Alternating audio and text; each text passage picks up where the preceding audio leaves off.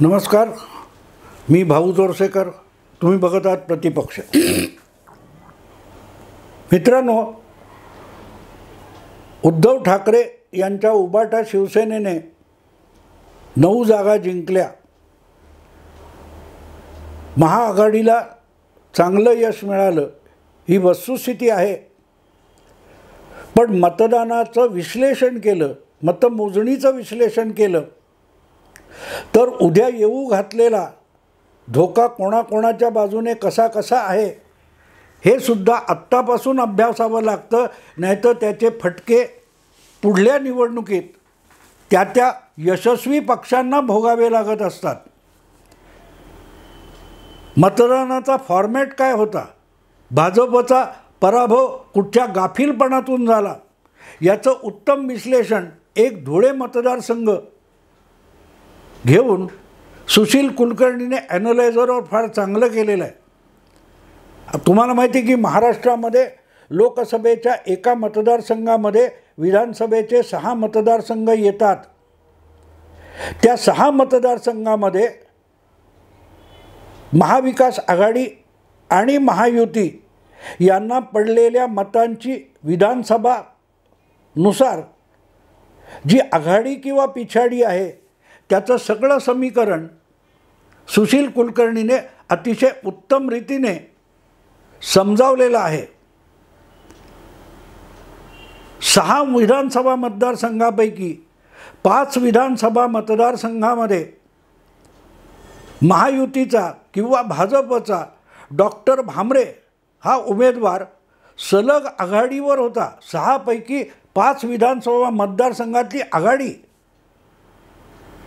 ही एका विधानसभा मतदारसंघाने साफ धुवून टाकली आणि याला निवडणुकीची मीमांसा म्हणतात. फार छान सुशील कुलकर्णीने समजावलेलं आहे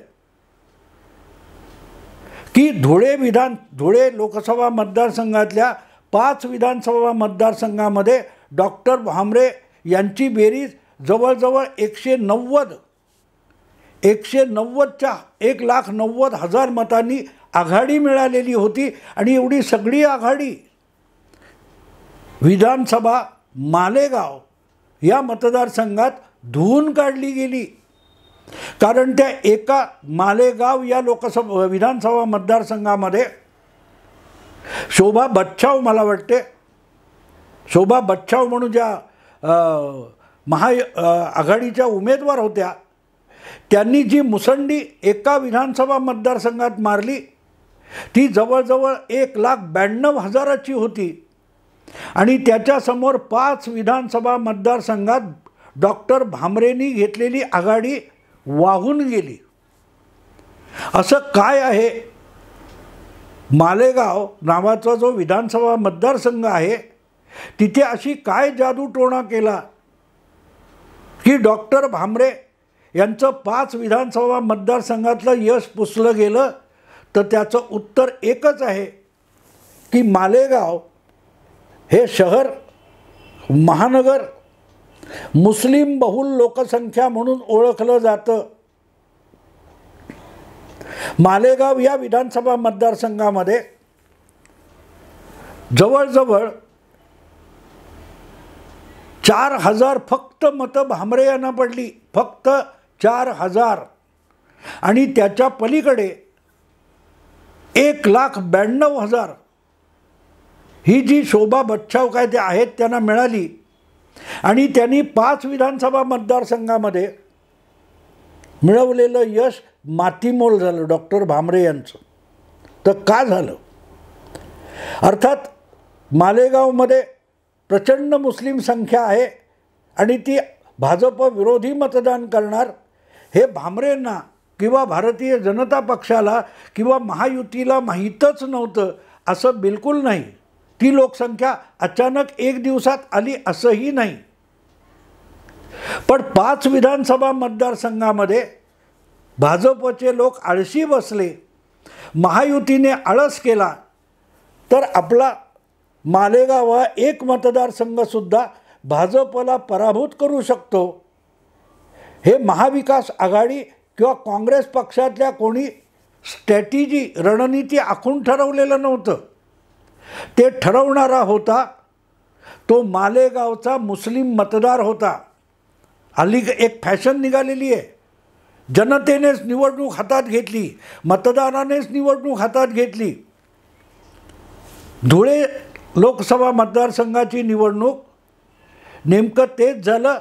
मालेगावच्या मुस्लिम मतदाराने ती निवडणूक आपल्या हाती घेतली आणि त्याचा दणका दोनदा निवडून आलेले डॉक्टर भामरे यांना बसला. त्याचबरोबर तो 5 विधानसभा मतदारसंघांना सुद्धा बसला.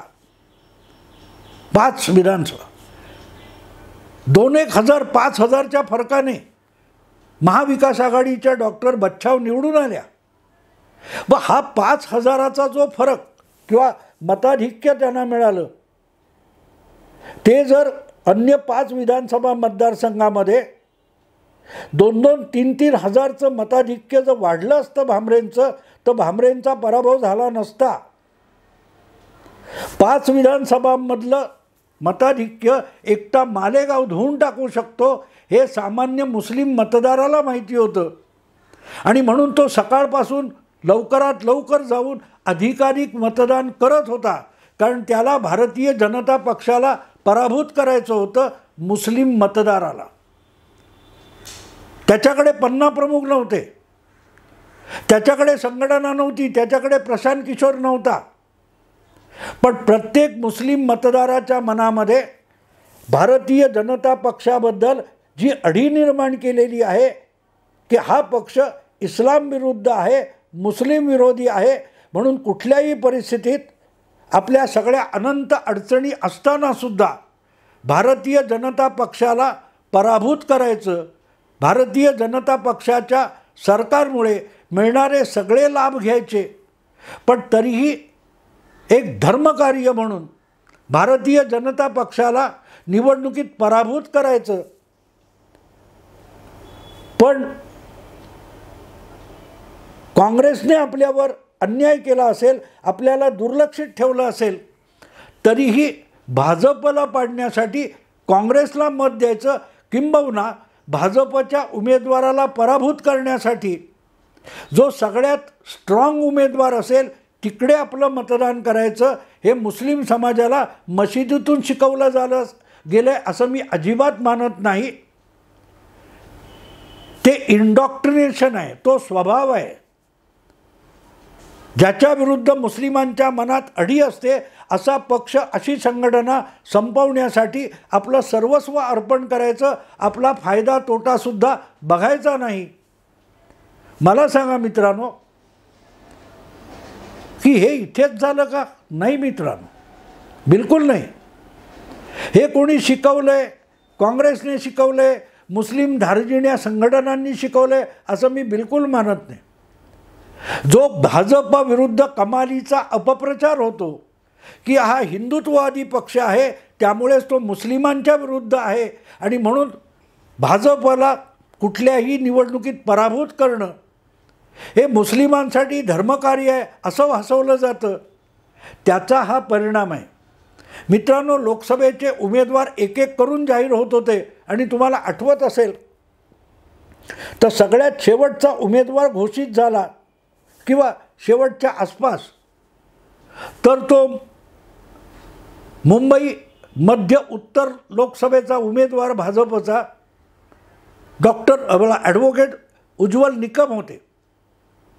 निकम होते आणि त्यांच्या विरोधात काँग्रेस पक्षाच्या आमदार, ज्या धारावीच्या आमदार आहेत, त्यांना तिकडे सरकवलेलं होतं आणि त्यांना लोकसभेचं उमेदवार केलं होतं.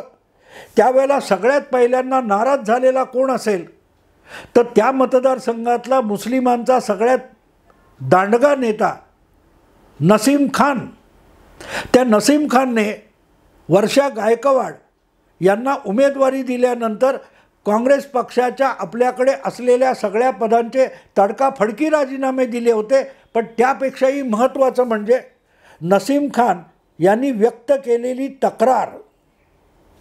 तक्रार काय केली नसीम खान यांनी, ही लक्षात घ्या. त्यांची अपेक्षा होती की त्यांना लोकसभेला उभं केलं जाईल काँग्रेसतर्फे, महाविकास आघाडीतर्फे. पण वर्षा गायकवाड यांना मध्य दक्षिणची जागा देता येत नाही शिवसेनेला दुखावून, म्हणून उत्तर मध्यमध्ये टाकलं आणि आपला पराभव त्यांनी गृहीत धरला होता. कारण नसीम खान यांनी सुद्धा उघडपणे तक्रार केली होती आणि नसीम खान नाराज झाले असतील तर मुस्लिम मतदार तितक्या ताकदीने वर्षा गायकवाडांना मतदान करायला बाहेर येणार नाही हे गृहीत होतं. फरक बघा मित्रांनो, जसं धुळ्यामध्ये मुस्लिम मतामुळेच डॉक्टर भामरे पडले, तसंच गणित नेमकं मध्य उत्तर मतदारसंघाचं आहे की नसीम खान नाराज असतानासुद्धा मुस्लिम मतदार बाहेर पडला आणि त्यांनी वर्षा गायकवाड यांना निवडून आणलं. आणि म्हणून धुळ्यानंतर मध्य उत्तरचा विषय मी सांगतोय त्यावेळेला एक गोष्ट लक्षात घेतली पाहिजे की नसीम खान यांचं वक्तव्य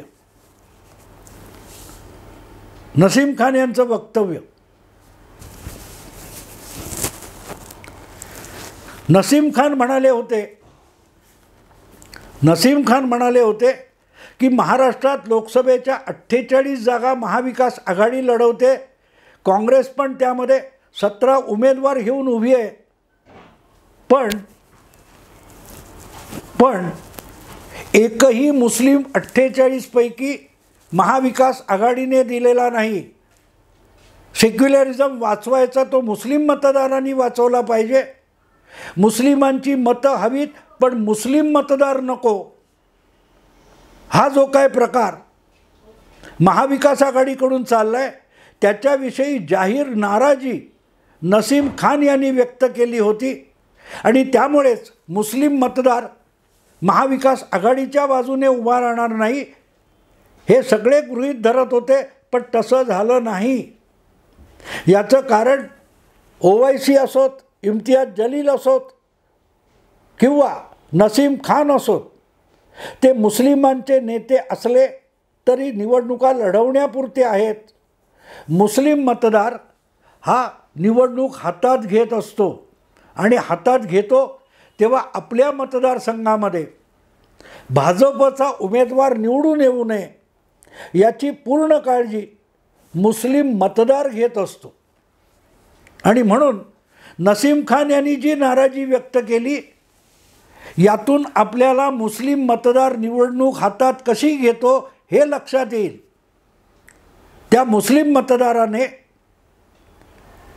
सगळीकडच्या निवडणुका हातात घेतल्या होत्या आणि त्यामुळे कुठल्या मतदारसंघात भाजपचा पराभव करण्यासाठी कुठच्या वेगवेगळ्या पक्षाच्या वेगवेगळ्या उमेदवारांना मतं द्यायची हे मुस्लिम मतदाराने ठरवलं होतं.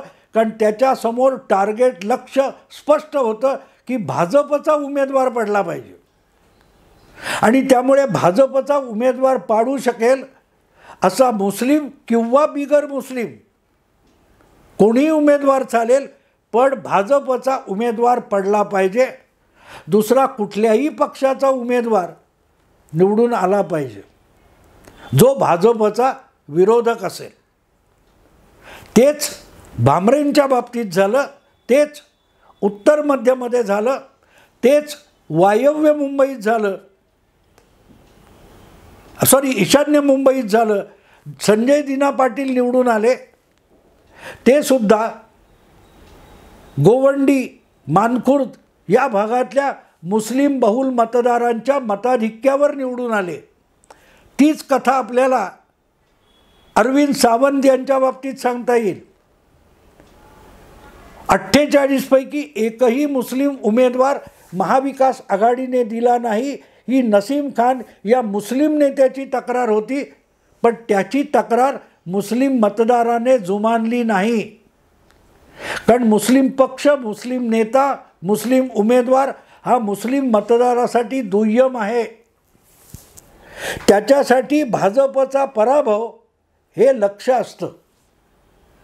मुस्लिम मतदार आपलं मत बनवताना भाजपचा उमेदवार पडला पाहिजे याकडे लक्ष देतो आणि तो पडणार असेल तर तो पाडणारा उमेदवार मुस्लिम नसला तरी चालेल आणि मुस्लिम असला तर प्राधान्य, या पद्धतीत निवडणूक हाती घेतली जाते. त्यामुळे उद्धव ठाकरे भयंकर सुखावलेले आहेत, भयंकर सुखावलेले आहेत. कारण त्यांना मूळची शिवसेनेची मतं मिळाली नसली तरी मुस्लिम मतदाराने उद्धव ठाकरे यांची अब्रू राखलेली आहे, अब्रू राखलेली आहे. अरविंद सावंत असोत किंवा तुमचे अनिल देसाई असोत किंवा संजय दीना पाटील असोत, हे उमेदवार निवडून येताना मोठ्या प्रमाणावर मुस्लिम मतांचा गठ्ठा उद्धव ठाकरे यांच्या बाजूने मुंबईत झुकलेला आहे. तीच कहाणी ठाण्यामध्ये कळवा मुंब्रा परिसरात दिसते. मस्के यांना कुठे पिछाडी मिळाली किंवा कुठे कमी मताधिक्य मिळालं हे तपासून बघा, तुम्हाला कळेल. ठाणा मुंब्रा भागामध्ये, कळवा मुंब्रा काय आहे तो, त्या भागामध्ये मस्के यांचं मताधिक्य कमी झालेलं दिसेल, जो मुस्लिम बहुल एरिया आहे. भामरे, अरविंद सावंत हे सगळे घ्या. आणि हा मतदार तुमच्याकडे टिकतो असं बिलकुल नाही. आज तुम्हाला त्या मतामुळे यश मिळालेलं दिसेल, पण पुढच्या निवडणुकीत त्याच मतदारसंघात तो मतदार हा शिवसेनेच्या बाजूने उभा राहणार नाही. मी तुम्हाला एक जुना इतिहास सांगणार आहे, कारण हा विषय मोठा आहे. याचे मी 2-3 भाग करणार आहे, 2-3 भाग करणार आहे. मित्रांनो, 1995 मध्ये शिवसेना भाजप युती महाराष्ट्रात सत्तेवर आली. त्यावेळेला मुंबईत समाजवादी पक्षाचे 2 आमदार निवडून आले होते, 2 आमदार निवडून आले होते. एक बशीर पटेल होता आणि दुसऱ्याचं नाव मला आठवत नाही. पण हे दोन्ही उमेदवार हे मुळात समाजवादी पक्षाचे नव्हते, हे मुस्लिम लीग या पक्षाचे होते. मुस्लिम लीग मुंबईच्या मुस्लिम बहुल भागामधला मुस्लिमांचा पक्ष होता. नगरसेवकापासून विधानसभेपर्यंत केरळातून निवडून येणारे बनातवाला हे मूळचे मुंबईतले आमदार होते. ते त्या दक्षिण मुंबईतल्या मुस्लिम बहुल भागातून निवडून येत होते. पण 1995 मध्ये बाबरी विषय सुरू झाला तेव्हा मुलायम सिंग यांनी जे काय कारसेवकांना झोडपून काढलं होतं, त्यामुळे देशामध्ये मुलायम सिंग हा मुस्लिमांचा सगळ्यात प्रमुख नेता झाला होता. 95च्या निवडणुकीपूर्वी मुलायम सिंग मुंबईत आले आणि त्यांनी मुस्लिम लीग फोडली. मुस्लिम लीगचे 13-14 काय नगरसेवक होते, त्यातले 11 नगरसेवक समाजवादी पक्षात गेले आणि त्यापैकी 2 जण आमदार म्हणून निवडून आले. पण 1999 येईपर्यंत समाजवादी पक्ष आणि मुस्लिम हे नातं बारगळलं होतं आणि मुस्लिम लीगचे समाजवादी झालेले अनेक नेते हे शरद पवारांच्या राष्ट्रवादी काँग्रेस पक्षात निघून गेले. त्यामध्ये नवाब मलिक यांचा समावेश होतो. म्हणजे मुस्लिम लीगचे मतदार हे समाजवादी मतदार झाले, ते पुढे राष्ट्रवादी काँग्रेसचे मतदार झाले. 2014 मध्ये तेच लोक, तेच मुस्लिम मतदार हे अचानक OICच्या MIM पक्षाचे मतदार झाले. OICचे 2 आमदार वारिस पठाण आणि इम्तियाज जलील हे 2014 मध्ये विधानसभेवर निवडून आले आणि 2019 मध्ये इम्तियाज जलील लोकसभेचे खासदार झाले.